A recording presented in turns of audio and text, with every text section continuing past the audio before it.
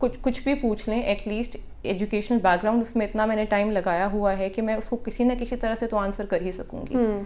तो वो वैरायटी भी आ जाती है, कॉन्फिडेंस भी आ जाता है, पेपर अटेम्प्टिंग भी आ जाती है, and you also have examples to quote because you have learn those examples, you have studied those case studies before. तो वो सब चीज़ें आपको थोड़ा मोरल आपका हाई रखती हैं।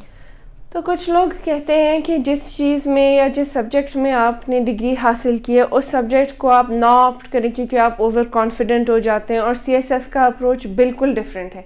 तो जब आपने CSS की तैयारी शुरू की, आपने उस वक्त अपना अप्रोच थोड़ा सा CSS सेंट्रिक कर लिया था?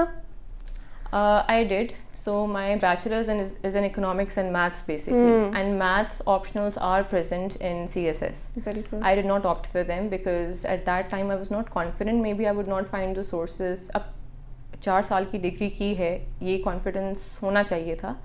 खैर नहीं रहा। That was because I was thinking along CSS lines कि बहुत से लोग यहाँ मैथ्स के सब्जेक्ट्स नहीं लेते, तो क्योंकि मुझे अपनी इन्वायरमेंट से वो वाइब नहीं आई या वो फीडबैक नहीं मिला कि किसी ने लिया हो या ज़्यादा लोगों ने लिया हो, तो शायद इसीलिए मैंने इन सब्जेक्ट से चेंज किया। But right now after have given CSS, I think if you take something from your background that should be your first priority.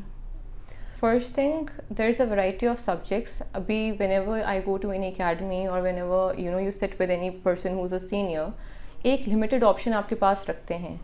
There is no harm in trying something new, so go for it.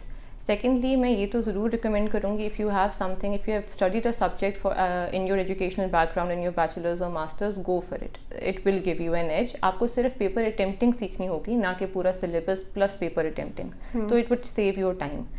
Thirdly, there is a myth. Earlier, I used to say ये myth है कि there is a scoring trend that comes into play.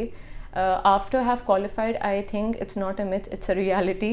Scoring trend is a reality because this time जिस तरह पाक affairs में इतने marks लोगों के नहीं आए, इस्लामिक स्टडीज़ में मार्क्स इतने नहीं है। खैर these are compulsory, तो सारे आपके ऑप्शनल्स में इंटरनेशनल लॉ में मार्क्स नहीं आते।